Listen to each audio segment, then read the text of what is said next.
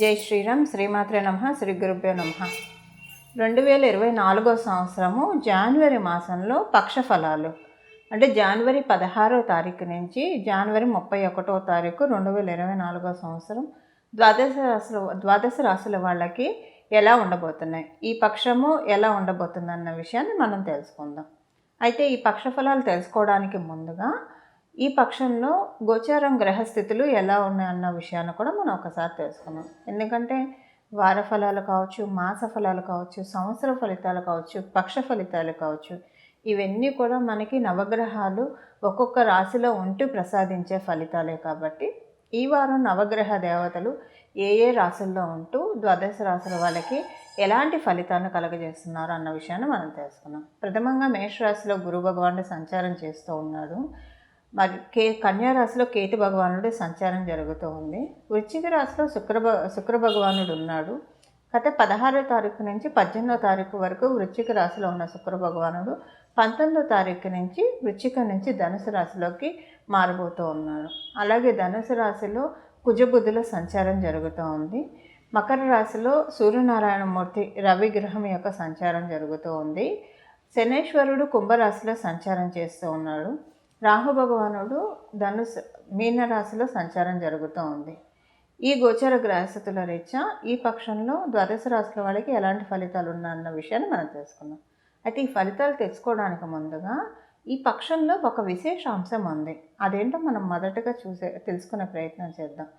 ఆ విశేష అంశం ఏంటంటేనండి, అన్ని గ్రహాలు కూడా అంటే మనకున్న టోటల్ 9 ప్లానెట్స్ కదా, 9 గ్రహ దేవతలు.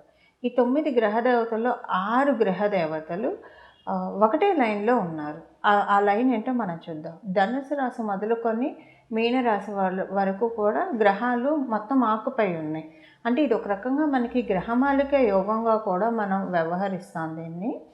అలాగే ధనుసు రాశి నుంచి మీనరాశి వరకు గ్రహాలు అంటే మనకి 19వ తారీఖు నుంచి ఇది స్టార్ట్ అవుతున్నాయి. 19వ తారీఖు శుక్రుడు, బుధుడు, రవి, శుక్రుడు, బుధుడు, కుజుడు ధనుసు రాశిలో, అలాగే మకర రాశిలో రవి, అలాగే శనేశ్వరుడు కుంభరాశిలో, మీనరాశిలో రాహువు, వీళ్ళందరూ సంచారం చేస్తూ ఉన్నారు.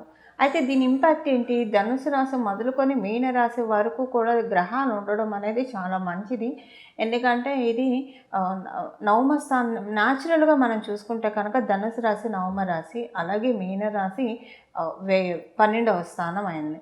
సో నవమ రాశి నుంచి 12వ స్థానం వరకు గ్రహాలు ఉండడం వల్ల ఈ పక్షంలో అందరూ కూడా వాళ్ళ పనుల మీద బాగా ఫోకస్ చేసుకుంటారు. ఏం చేస్తే మనకి గ్రోత్ వస్తుంది, ఈ పక్షం చాలా ఫోకస్ చేస్తూ ఉన్నాయి గ్రహ దేవతలు. ప్రతి ఒక్కళ్ళకి కూడా ఏదో ఒక రకమైన పని కల్పించడానికి. ఎందుకు పని అంటే, ఇప్పుడు ఏదో ఒకటి మనం చేయడం వల్లే మనకి కంఫర్ట్స్ వస్తాయి డే టు డే లైఫ్లో. అంటే మంచి ఇల్లు కావాలన్నా, మంచి బట్ట కావాలన్నా, బంగారం కొనుక్కోవాలన్నా, ప్రశాంతంగా తినాలన్నా, పడుకోవాలన్నా, వీటన్నిటికీ కూడా మనకి ఏదో ఒక పని చేయడం వల్లే కదా. సో అలా ఏదో ఒక రకమైన పనుల్లో డెస్టినీ అందరినీ ఎంగేజ్ చేస్తున్నాయి. దానివల్ల మన పనులన్నీ మనం సత్వరంగా మనం పూర్తి చేసుకోవడానికి అవకాశం ఉంటుంది. అలాగే ఇవన్నీ జరిగాక ఆఖరిలో మనం మోక్షానికి వెళ్ళాలని చెప్పి కేతు భగవానుడు సూచిస్తున్నాడు. కాకపోతే మోక్షం అనేది అంత తేలిగ్గా జరిగే పని కాదు. కానివ్వండి, ముందు మనకున్న కష్టాల నుంచి మనం ముక్తి పొందడం కూడా మోక్షమే కదండి. మనకి ఏదైనా ఇప్పుడు ఫైనాన్షియల్గా ట్రబుల్లో ఉన్నారనుకోండి, దాని నుంచి బయటపడటం, ఆ సమస్య నుంచి బయటపడటం మోక్షం కదా. ఇలా మనకి ఏ సమస్య ఉంటే దాంట్లోంచి మనల్ని బయటపడేసే పనిలో గ్రహదేవతలు ధనుసు రాశి నుంచి మీనరాశి వరకు కూడా 19వ తారీఖు నుంచి 31వ తారీఖు వరకు సంచారం చేస్తూ ఉన్నారు. అసలు ఏ ఫలితాన్ని ఇస్తున్నారు, ఏ సమస్యల నుంచి ఎవరెవరిని బయటపడేస్తున్నారు అన్న అంశాన్ని ఇప్పుడు మనం తెలుసుకునే ప్రయత్నం చేద్దాం. సింహరాశి, సింహలగ్నం.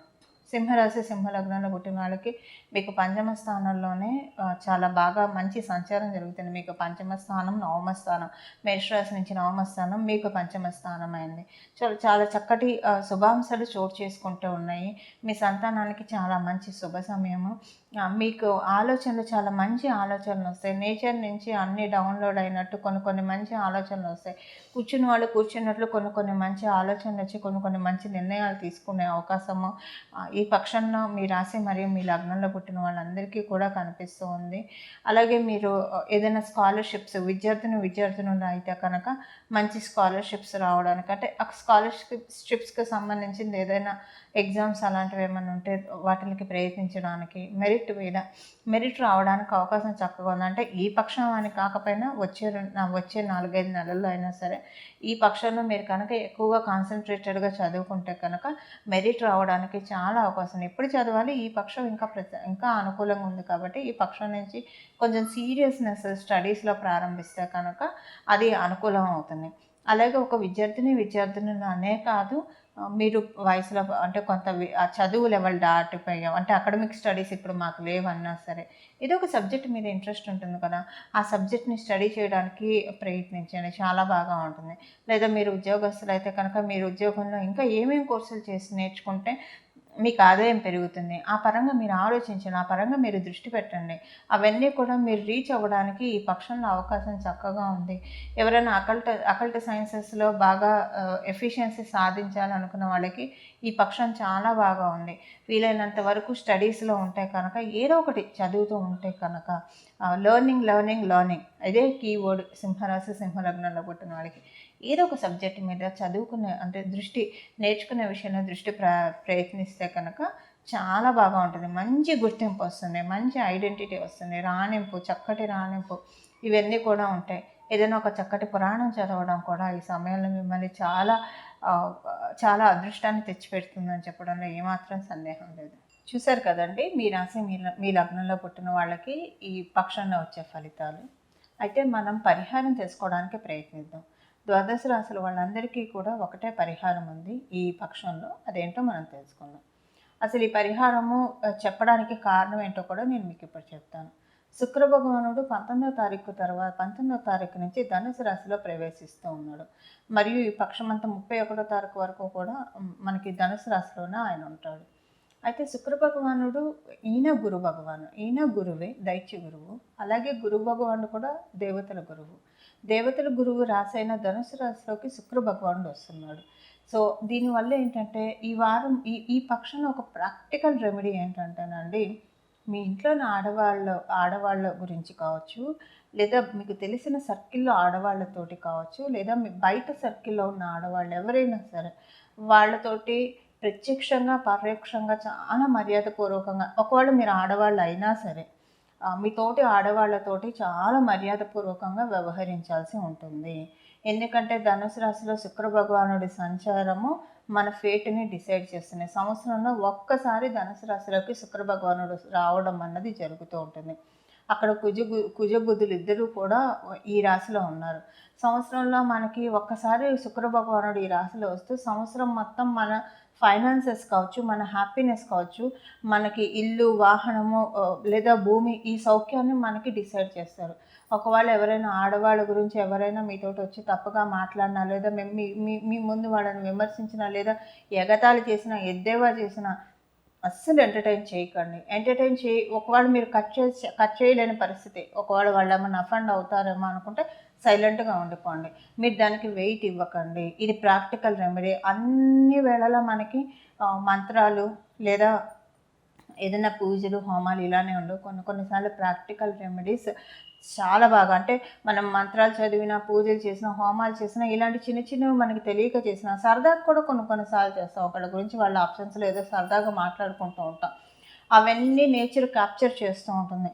ప్రత్యేకించి ఆడవాళ్ళ గురించి ఈ పక్షం రోజులు అట్లీస్ట్ ఎప్పుడు కూడా అలా ఉంటే మంచిది. కనీసం ఈ పక్షం రోజులు వాళ్ళు ప్రత్యక్షంగా కావచ్చు, పరోక్షంగా కావచ్చు, వాళ్ళని మీరు ఆడవాళ్ళైనా సరే, మగవాళ్ళైనా సరే విమర్శించడం కానివ్వండి, లేదా ఎగతాళిగా ఇప్పుడు వాళ్ళ గురించి ఏదైనా ఫన్గా మాట్లాడుకోవడం కానివ్వండి, ఇలాంటివి ఏమీ చేయకుండా ఉంటే కనుక ఈ సంవత్సరం అంతా కూడా, అంటే ఈ పక్షాన్ని ఇలా చేయడం వల్ల, ధనుసు రాశి అంటే ధర్మరాశి, మనకి నవమ స్థానం జనరల్గా ధనుసు రాశిలో శ్రీ మహాలక్ష్మి అమ్మవారు ఉంటుంది.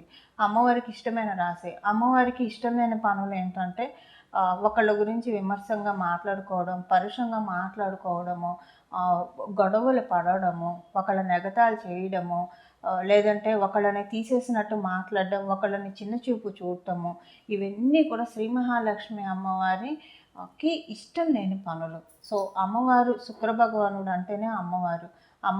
అమ్మవారు ఉన్న ప్రశాంతమైన ప్రదేశాల్లోకి వెళ్ళాడు కాబట్టి, శుక్ర భగవానుడు వెళ్ళాడు కాబట్టి, శుక్ర భగవానుడు శ్రీ మహాలక్ష్మి అమ్మవారు పుట్టింటి వారు కూడా. ఈ విషయాన్ని మనం ఎవరం మర్చిపోకూడదు. సో ఈ పక్షంలో వీలుంటే ఎప్పుడూ కూడా ఇలా ఉండడం వల్ల మనకి బాగుంటుంది. ఈ పక్షంలో ప్రత్యేకించి చాలా జాగ్రత్తగా ఉండాలి. ప్రాక్టికల్గా ఇది ప్రాక్టీస్ చేస్తే చాలా బాగుంటుంది. ఈ సంవత్సరం మొత్తానికి కూడా ఈ పరిహారం వర్తిస్తున్న ఆ మార్పు మీరే చూస్తారు. అసలు ఇలాంటిదంటూ స్టార్ట్ చేస్తే ఎలా ఉంటుంది అన్న మ్యాజిక్స్ మీరే చూడడం స్టార్ట్ అవుతుంది. మంగళం. నమో భగవతే వాసుదేవాయ.